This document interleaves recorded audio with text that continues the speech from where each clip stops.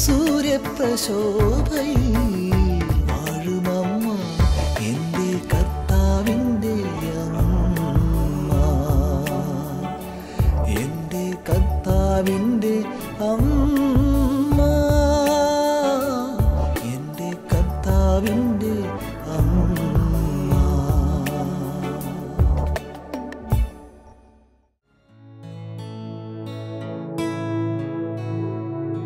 Thrissur Lourdes മെത്രോപൊലിത്തൻ cathedral ഇടവകയിലെ mini Denny തൻ്റെ കൊച്ചു ജീവിതത്തിൽ പരിശുദ്ധ അമ്മയുടെ സംരക്ഷണം ഏറ്റുവാങ്ങിയ അനുഭവങ്ങൾ പങ്കുവെക്കുന്നു.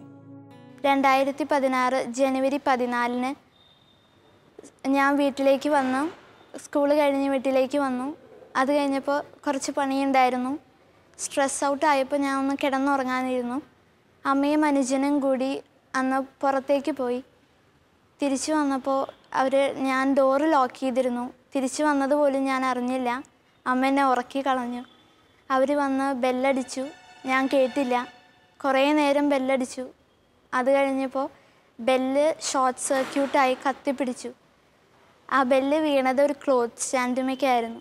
ആ ക്ലോത്ത് സ്റ്റാൻഡ് ആകെ അങ്ങ് കത്തി. ഞാനിതൊന്നും അറിയണ്ടായിരുന്നില്ല. ഫയർഫോഴ്സ് ഉടനെ വന്നു. അവരപ്പോൾ തന്നെ അത് റൂം തുറന്നു. ലോക്ക് വെട്ടിപ്പൊളിക്കേണ്ടി വന്നു.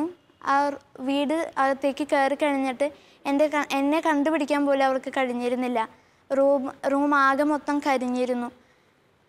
തീ അണച്ചതിന് ശേഷമാണ് എന്നെ അവർ കണ്ടുപിടിച്ചത്. റൂമിൽ നിലത്തായിരുന്നു.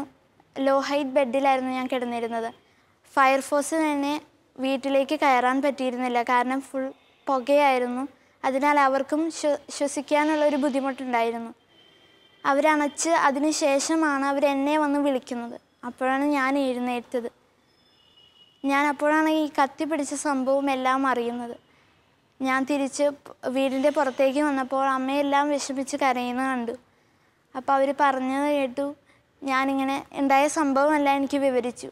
ഞാനിതൊന്നും അറിയാതെ അവിടെ കിടന്നുപോയി. പക്ഷെ ഞാൻ അമ്മോട് പറഞ്ഞ കാര്യം എനിക്ക് ഒന്നും പറ്റിയില്ല. കാരണം ഞാൻ ജപമാല പിടിച്ചാണ് കിടന്നുറങ്ങിയത്.